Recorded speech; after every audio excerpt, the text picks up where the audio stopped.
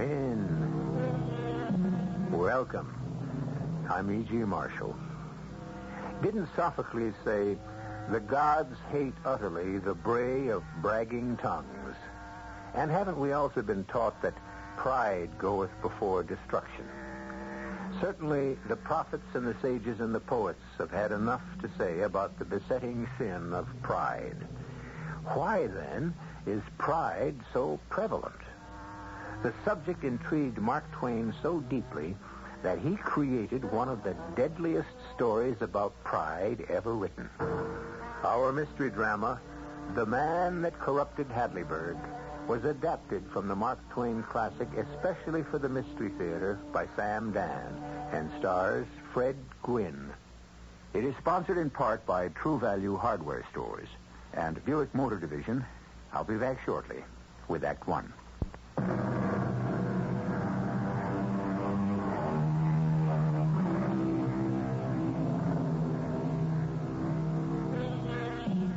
According to Mark Twain, you could cheat just about anybody. Back along the turn of the century, there was a town called Hadleyburg, which advertised itself as the most honest and upright place in the world.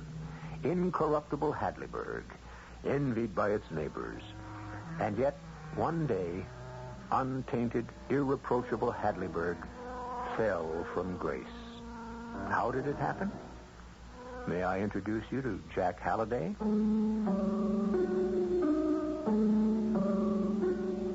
I knew it would happen one day, and I said so, but nobody listened to me. After all, I was only the editor of the Hadleyburg Gazette, and it was a paper that lost money. So what did I know about anything? Anyhow, putting the story together, here's what happened. One night, old man Richards, who works at the bank, he's one of the 19. I'll tell you who they are later. If I have to stop to explain everything at the beginning, I'll never get started. Well, old man Richards and his wife Mary are having supper. Edward, I know you're tired, dear, but you must have your supper. I'm not hungry. I'm so clear worn out. You know, Mary, it's hard to be poor at our time of life. Grinding away at a salary, another man's slave. Oh, but Edward, we have our good name. Yes. And that's everything. Don't mind my talk. It's just a moment's irritation. It doesn't mean anything. Who's that? Someone's at the door. Who would knock at this hour? You sit, Edward, and finish your supper. I'll see who it is. Who is it, Mary, dear? What? That's strange. There's no one here.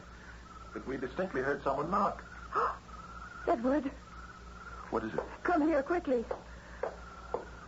Edward, look. Look at what?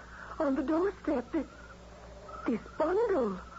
It's a sack. Oh, what does it mean? It means someone left a sack on our doorstep. Yes, but for what reason? Well, let's bring it inside and find out. Here, let me. Oh. Mary, I can't lift it. Oh, well, now what do you suppose can be in it? There's a piece of paper attached to it. Here, let me put on my spectacles. Oh, Edward, what does it say? It says, to be published or the right man to be sought out by private inquiry, either will answer.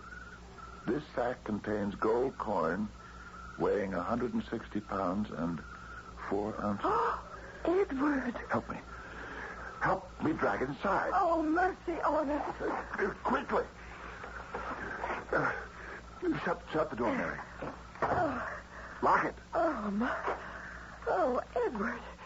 What do you suppose? The paper. The paper. There's more written on it. Oh? I was a gambler. A ruined gambler. Oh. I arrived at Hadleyburg late at night, starving and in rags. I begged for help, and I luckily begged of the right man. He gave me $20. He also gave me life and hope.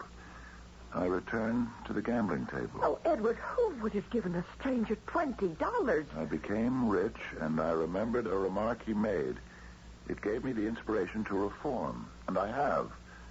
I don't know who that man was, but I want him found, and I want him to have the money in this sack. Oh, Edward, can you imagine how much money there is in there? I would find him myself, but I cannot remain here. But this is an honest, incorruptible town, and I can trust you folks to help me. But how can we help? The man can be identified by the remark he made to me when he gave me the $20. Oh. Please publish or reveal what I have told you so far to anyone who you think might be the right man.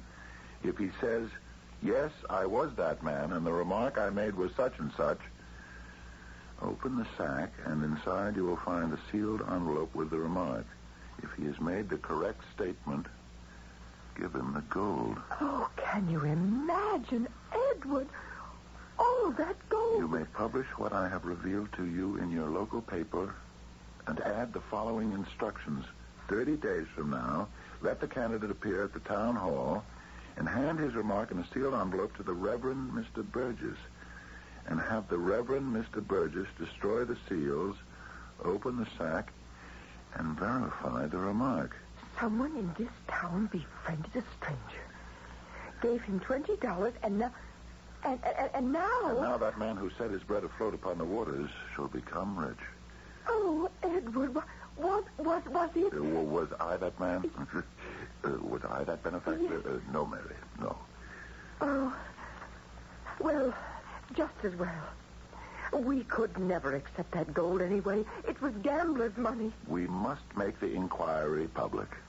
All the other towns will be sick with envy, because no stranger would ever trust such a thing to any other town but Hadleyburg. Let me run over and tell Jack Halliday. I didn't believe him till I came running back to the house with him. And there was the sack, and there was the letter, just as you've already heard it. Well, you remember I said Edward Richards was one of the 19? Sure. There are 19 leading citizens of Hadleyburg. Ed Richards is the least of them. The poorest, the most unimportant. He just about makes it under the wire. Well, these 19 set the tone and spirit of Hadleyburg. The 19 uncorruptibles. Just keep them in mind. Well, I said to Ed and Mary Richards, let's get this money right over to the bank and have old Pinkerton put it right in the vault. And we roused him out of bed, and he did it. And the whole town turned out. Everyone became so excited. You can imagine. Anyhow, poor old Edward Richards finally went home. I think I know who that man was, Edward, who gave the stranger the $20. Barclay Goodson. Yes. Yes, you may be right, Mary. It would have been like Barclay. May he rest in peace. Do you remember what he said about this town? It may have been honest, but it was narrow and self-righteous and stingy. And I remember how he was hated for it, too. I guess he was the best hated man around here, except for Reverend Burgess. Former Reverend Burgess. Wait. Doesn't it seem odd that the stranger should have appointed Reverend Burgess to deliver the money? Mary, Burgess isn't a bad man. Oh, nonsense. He would still be a minister if he It hadn't... was all because of the rumor of his being with that woman. Well, he was guilty. No. No, Mary, he wasn't. He was innocent. Hey, but what are you saying? Mary, I was the only man who knew he was innocent. What? I could have saved him, but... Well, you know how wrought up the whole town was. It would have turned everyone against me. I just didn't have the courage. Oh, I see. I have another confession, Mary. When there was talk of riding him out of town on a rail, I sneaked over to his house and warned him to leave until things cooled off. Oh, Edward, if anyone had found out... It scares me yet. Everybody thought it was Goodson who warned him. And when folks started to mumble about him, Goodson buckled on his .45 and invited them to state their case to his face. Oh, that was just like Goodson. The way it was like Goodson to give that $20 to a tramp. Why are we so sure it was Goodson? It couldn't have been anyone else. Oh, why didn't we keep the gold? Mary. Why didn't you realize we could never find the right man because he's dead and buried in his grave? Do you realize what As long as the money would go to someone who needed it as badly as we do, who would have been hurt? You know how we've been raised, how we've been shielded against all temptation, till it's absolutely second nature not to hesitate for a moment when an honest thing has to be done. Oh, I know. But it's an artificial honesty and as weak as water when temptation really comes, as we have seen this night. Mary, there's no use Oh, going... Lord knows I never had any doubt about my indestructible honesty. Until this minute. Now, dear, you mustn't go on this... Edward, I know exactly what you're thinking right now. You do? You are thinking, if a body could only guess what the remark was that Goodson made to the stranger. Yes. Then I feel ashamed about it. Well, that's what I'm thinking myself. If only we could guess. Maybe we don't have to guess. What? We're all creatures of habit, Edward. Yes, I suppose that's... You can almost predict what a person would say in a given situation. Now, take Mr. Pinkerton, the banker. Suppose a beggar were to ask him for charity. What would he say? Why isn't an able-bodied man like you gainfully employed? Exactly. Now, think of Goodson. What were some of the things Goodson used to say? But, Mary... Think. Now, think. What were Goodson's best-known remarks about charity, for instance? Mary, even if I could remember, that's no guarantee that Goodson would have made the exact same statement on this particular night. Would it do any good? Yes. Because then you would write it down on a piece of paper, seal it in an envelope, and hand it over to the Reverend Mr. Burgess. And suppose Mr. Burgess then breaks open the seal, and it comes out that what I claim he said wasn't the remark at all. Well, nothing ventured, nothing gained. Do you realize the whole town will be there? The whole county, the whole state? I would be disgraced. Oh, you could brazen it out. Mary, I'd be terrified. The money. Oh, the thought of all that money is driving us out of our minds. Mary, why don't we just go to sleep? Sleep? How are you going to be able to sleep? You know what we're going to keep asking ourselves? Yes. Yes. What could he have said? Yes. What could Goodson have said to the stranger? What could he have said? I was also sure it was Goodson. Goodson had to be the benefactor. But what did he say to the stranger? Well, if you think that only Edward and Mary Richards were plagued with the question, let me tell you, they had plenty of company. No one was getting any sleep in any of the houses of the incorruptible 19. For instance, Lawyer Wilson. What could he have said? Hay, feed, and grain merchant Bilson. What could he have said? Go down the list. Robert Titmarsh, Eliphalet Weeks, Archibald Wilcox, Ingoldsby Sargent. What could he have said? What did he say? What could he have said? It was the only topic of conversation. The 19 incorruptibles, starting with Banker Pinkerton on top and ending with poor Edward Richards on bottom, walked about with whites and drawn faces, as if each of them was feverishly figuring out a way to get at that money. A head of steam was building higher and higher and fiercer and fiercer. Sooner or later, it would have to bust.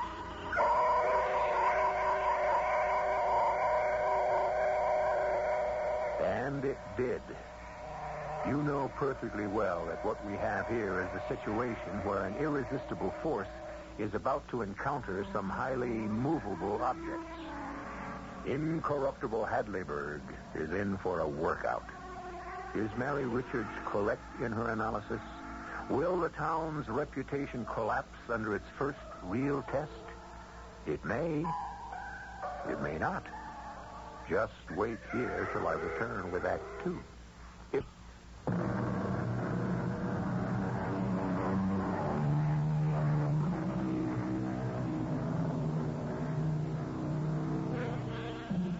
Why do you climb a mountain?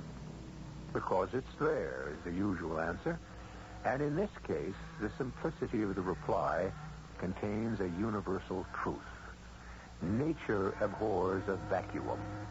The very fact that something exists can motivate someone to do something about it. Here you have Mark Twain's town of Hadleyburg.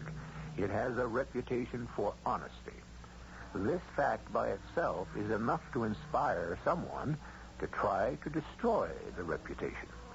Jack Halliday continues our story.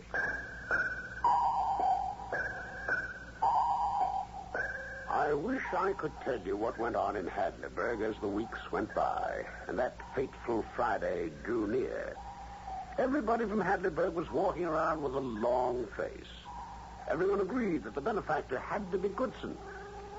But one thing kind of intrigued me. Why was Reverend Burgess named as the judge or referee or whatever? Burgess, who'd been treated so shabbily by the town. Could all this be a trick on Burgess's part to get even? Reverend, I think I've been your friend. Yes, Jack, you have. How do you figure in this sack of gold business? I have no idea. When Goodson was alive, you two were close. Well, I suppose we were kindred spirits. Reverend, you know more than you're telling. I'm convinced of it. Why is everyone so sure the benefactor is Goodson? Well, who but Goodson would give a stranger $20? Oh, no, wait. You would, Reverend Burgess. You would. Well, for that matter, Jack, so would you. Where would I ever get $20? If you had it, you'd give it away. And for that matter, so would poor, timid little Edward Richards. Think about it. I thought about it. And the more I thought, the less sure I was of anything. Meanwhile, as I found out later, the mailman had been to the Richards home and left behind a letter. And what a letter. Dear Mr. Richards, I have just returned from Europe and heard about the event in your town of Hadleyburg. You don't know who made that remark, but I do.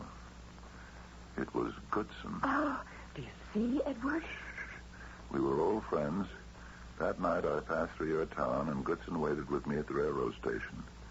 Some tramp approached him and asked for a handout. I saw him give the man the money, and I heard what he said.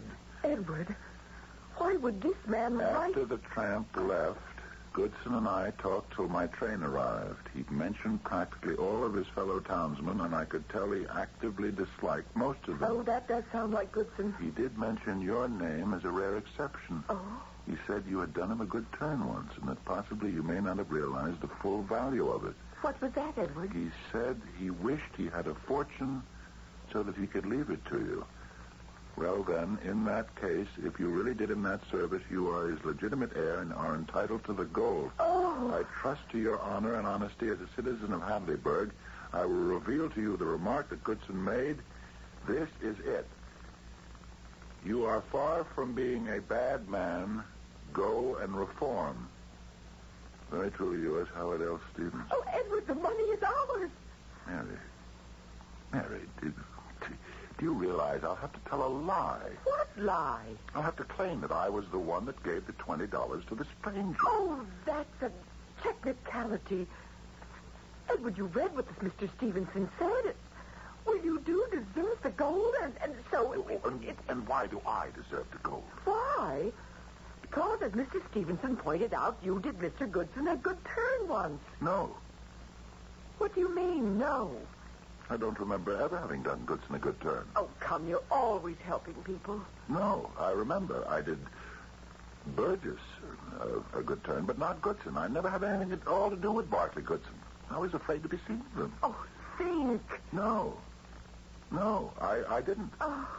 Mary, I know all this honesty Hadleyburg brags about is a fraud, but I'm too old, and I'm too tired, and maybe I'm too frightened to change my ways, and I just won't have anything to do with it anymore. Edward! No, it's my very last word on the subject.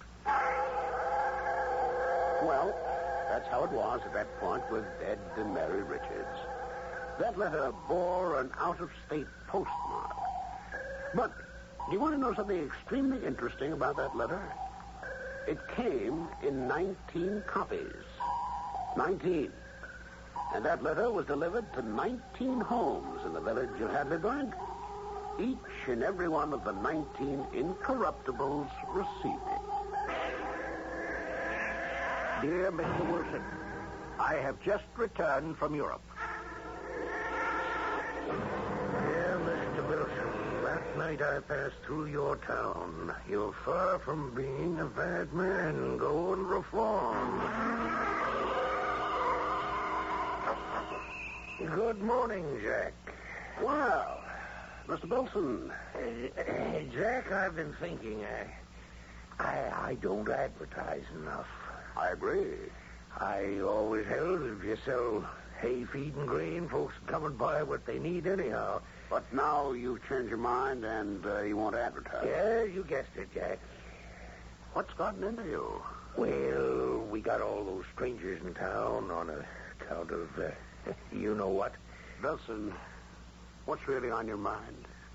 Jack, the reporters keep asking me questions about myself, you know. And, well, I don't know what to tell them. well, just tell them the truth. Well, I do, but it sounds kind of stuffy. I guess it would. Yes.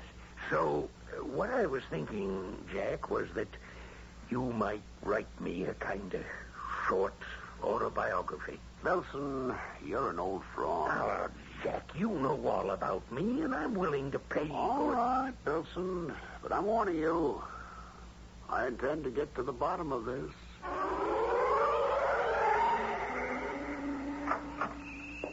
Jack. Ah, it isn't old Lawyer Wilson himself. Your old rival Wilson was just here. Really? Now, what can I do for you? Well, You want me to write your autobiography? No, not at the moment, Jack. I want to arrange for some advertising. Well, I believe it isn't ethical for lawyers to advertise in this state. Oh, well, I wouldn't dream of advertising my law practice. Oh, you wouldn't? Well, what would you advertise? My intention of running for the state senate. Say that again. I said I intend to run for the state senate. Oh, come on, Wilson. Who'd vote for you? I have every prospect of victory. You're the most unpopular man in town. I don't know about that. I think people will be eager to vote for me. Oh, do you? Well, why on earth should anyone even dream of voting for you? Now, how much does a full page cost? I've never seen such a change in the atmosphere. Everybody walked around with a smile. Everybody seemed to have a new lease on life. That is, everybody among the 19 Hadleyburg incorruptibles. Why, even Mrs. Inglesby Sargent, who came in to give me the full information on a church supper, seemed to be bursting. And don't forget to write, Jack, that everyone is to bring a covered dish. I never forget. Jack, I'm thinking of ordering some special cards. Oh, yes? You know the Sheridan Mansion? Well, I think I finally convinced Inglesby to buy it. Well, that would take a lot of money. Oh, that's not going to be a problem very much longer. Oh, it isn't? Why not? Oh, that would be telling. Jack, a simple, tasteful engraved card to read Mr. and Mrs. Inglesby Sargent at home at number 1 Sheridan Place. Oh, do you suppose we could change the name of the square to Sargent Place if we own the property? I know how much money it takes to buy that mansion, and if you've got all of it, you can afford to do anything. It made no sense at all. I couldn't account for it. What was the sudden outburst of sunshine and roses among all the 19? Bright plans, extravagant spending. Had all these people lost their minds? Only one person seemed unchanged. Edward Richards. Mary, leave me in peace. Edward, no, the money is rightfully ours. But I keep telling you, I didn't do any service at all for Goodson. And I keep telling you, it may have been some tiny, picayune thing that you can't even remember. Don't weaken my resolve. Goodson befriended a stranger in the presence of a witness. Mary. And in so doing, he made a remark. The witness, a friend of Goodson's, remembering that Goodson felt kindly to you, wants to do you a good turn. Now, that's all there is.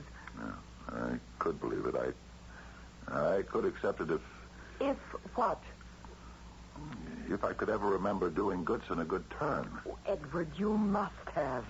What? How? Well, things are relative. Oh, please, Mary. Oh, did you ever say hello to Goodson on the street? Well, of course. Well, that's a good turn. That's the Did most people ever greet Goodson? Smile, say hello, tip their hats, shake hands, or stop to chat? hardly anyone. No, I didn't either. I just Yes, smiled and nodded. and that was enough. Oh, don't you see, Edward, that little bit? No. As Goodson said, you wouldn't know the value of it. Now, who else would say hello to Goodson? Oh, Edward, can't you see the hand of Providence? Oh, come, dear. Right. You are far from being a bad man. Go and reform. Mary, do you think I should? I think you should. And you think you should. Now, all we need is the paper, the pen, and an envelope.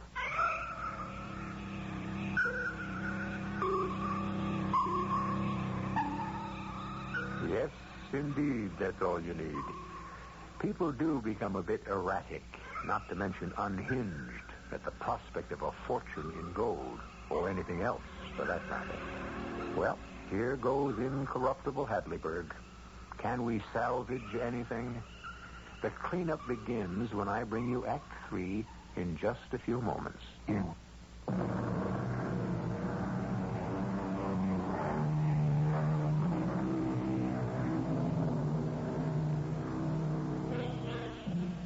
You are far from being a bad man. Go and reform. Such a phrase is worth in the neighborhood of $40,000, which may be small potatoes today, but it was certainly a bumper crop about 80 years ago. The question is, how many people know that phrase, and how many of them are willing to utter it? For this information, we need to hear from Jack Halliday, the local editor. The town hall never looked finer. The place was festooned with all kinds of flags and bunting. You'd think it was the 4th of July. The sack of gold sat on a table in the center of the stage, and it made mouths water all over the house. Finally, Mr. Burgess was introduced. The Reverend Mr. Burgess. Everyone in town loved him now, and he spoke without rancor, as if nothing had happened.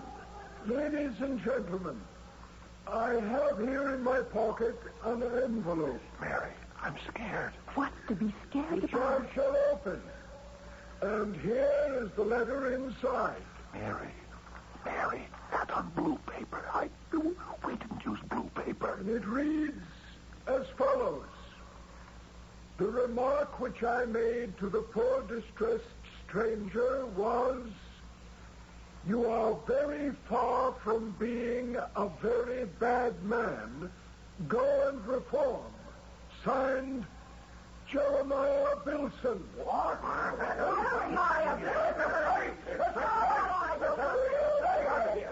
Mary, did you hear something? Order, please, order. I see that Mr. Wilson is also on his feet. Why do you rise, Mr. Wilson? Because you called my name. No, sir, no. I read the name Bilson, which is signed here. I, Jeremy Bilson, signed that letter. You, Wilson, are a liar and a fraud. I'm the one who befriended that poor stranger, Mr. Chairman. I wrote you a letter myself. I, William Wilson. Just a moment. It seems I have another envelope in my pocket. That's it. That's mine. All right, then. I shall read it. The remark I made was, you are far from being a bad man. Go and reform. Signed, William Wilson. That was terrible. That was mine.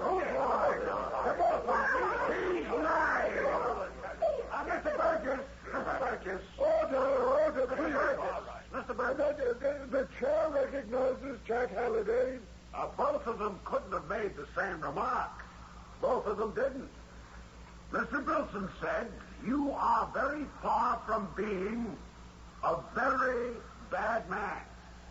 Wilson said, you are far from being a bad man. No, very.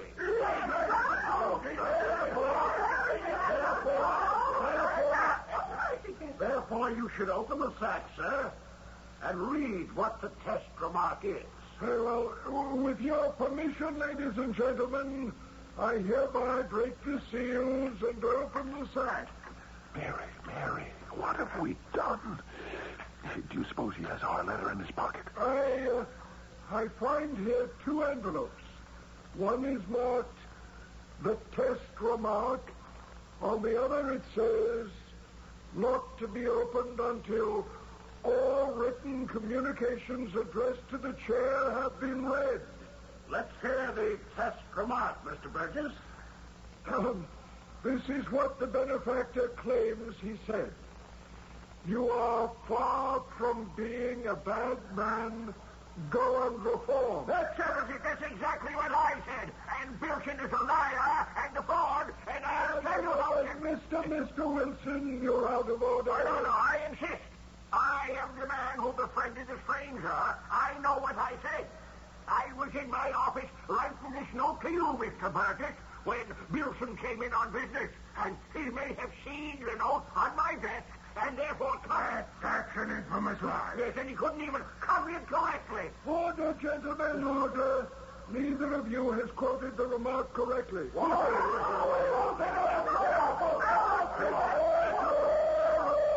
please. The full remark is, you are far from being a bad man.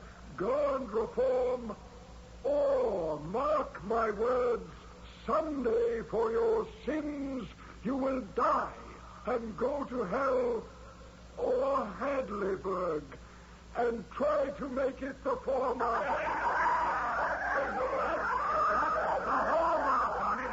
Order! Mr. Chairman, 2 out of 19 incorruptibles have succumbed to temptation, I think. Our fair town of Hadleyburg now has a new image. I won't sue any man who impugns my honesty. Yes, sir. Mr. Chairman, I move we adjourn this meeting.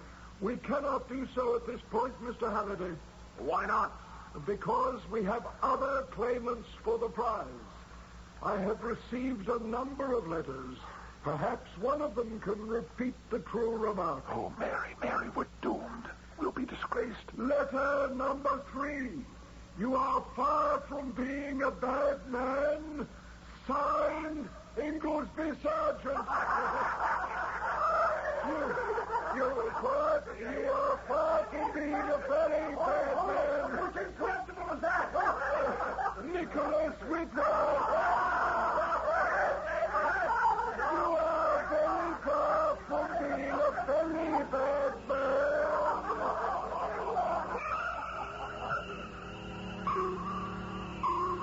Well, it became a picnic after that. The house was in hysterics. One by one, the incorruptibles were stripped naked. Figuratively speaking, that is. Mary, we're going to be disgraced. Oh, Mary, why did we do it? I don't know whatever got into me, Edward. Oh, forgive me. He's saving us for last. I know it. Oh, Mary. Oh, all I ever had was my good name.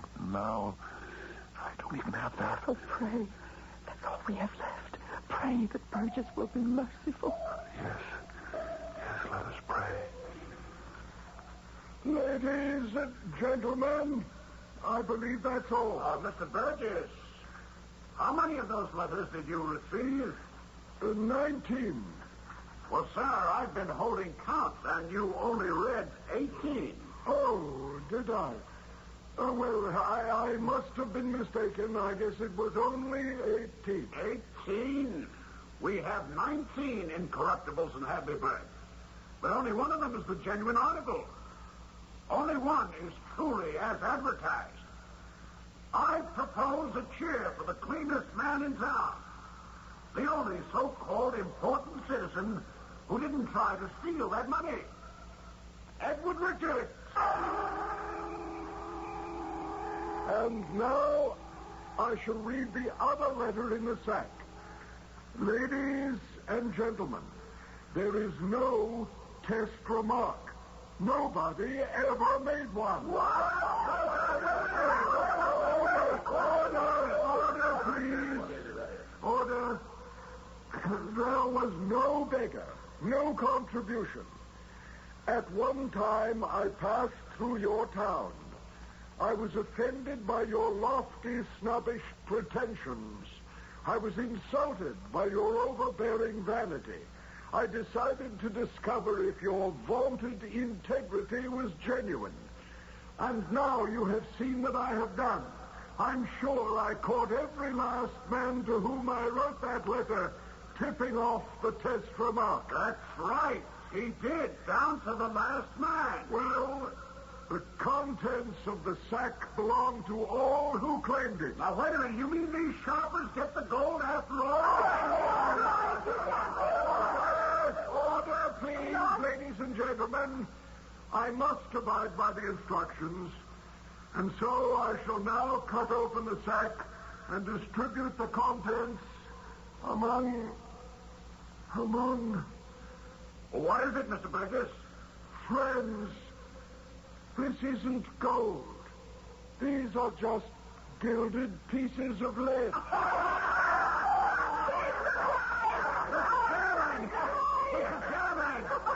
Yes, correct, Mr. Chairman. I propose we auction off the sack and give the proceeds to the one honest, incorruptible left. Ed Richards. Let's do it. Come on. May I speak? My name is Stevenson. Mary, it's that Mr. Stevenson. Stevenson? Oh, do any of you gentlemen know me? I am a collector in rare coins and curiosities. And I think I might buy this collection. And on it, engrave the names of the 18 incorruptibles. I do. Sir, I'm returning. I warn you, I will sue you to an inch of your life. I beg you, sir, not to threaten me. I know my rights. You and anyone else can prevent me from gaining possession by outbidding me. $1,000. Oh! 3. Keep it up, gentlemen. Keep it up. Remember, the proceeds go to Ed and Mary Richards. Honest, most honest. Do I hear it? Do I hear it? 10,000. 10,000. 10,000. I must confess. I don't know what to tell you. I won't be tempted again. I won't. Listen, you're giving it so much money. We could be comfortable for the rest of our lives. Mary, I should confess, but I can't. Burgess, why did he save me? Maybe I lost the letter. 25. I'm going to confess. $1,000. 37, I hear. Hey, will the auctioneer grant a slight intermission? I must consult with... We will have a 10-minute intermission. During which time the 18 incorruptibles got together to pool their resources, and finally they bought the sack for $50,000.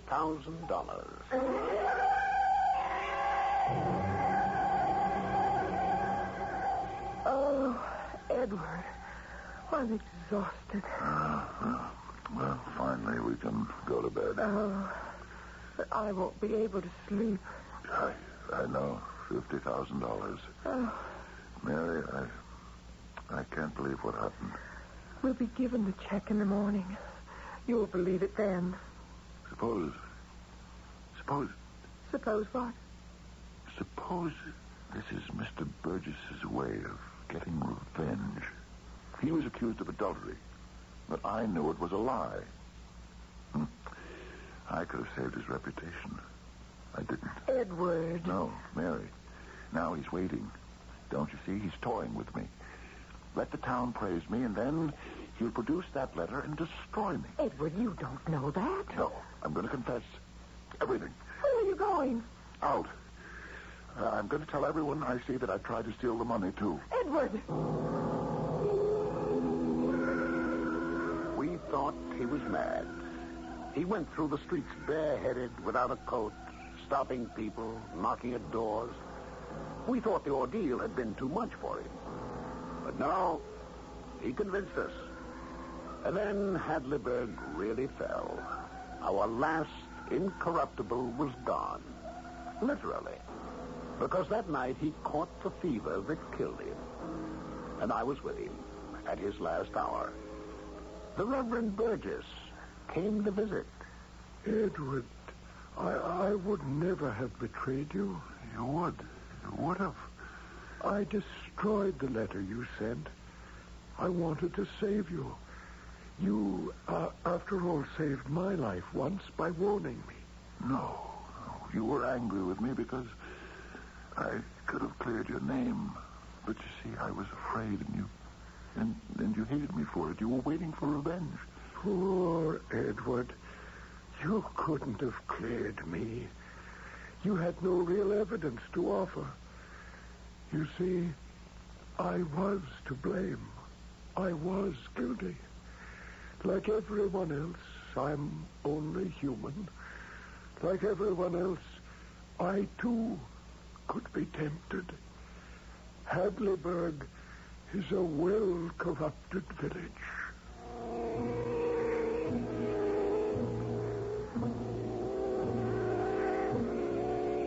I guess there isn't an awful lot more to tell.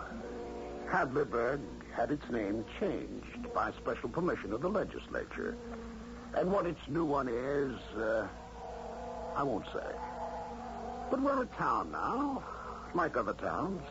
Neither better or worse. But at least we're human, which is about as good or as bad a thing as you can say about anyone. Thank you kindly for your attention.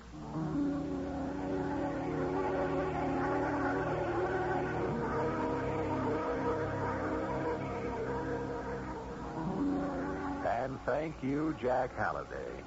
This has been a visit into the Mark Twain country of Hadleyburg. And you can find a Hadleyburg almost anywhere you look, even in your own hometown. You've been listening to the OTR Gold Network. Find more classic radio at otrgold.com.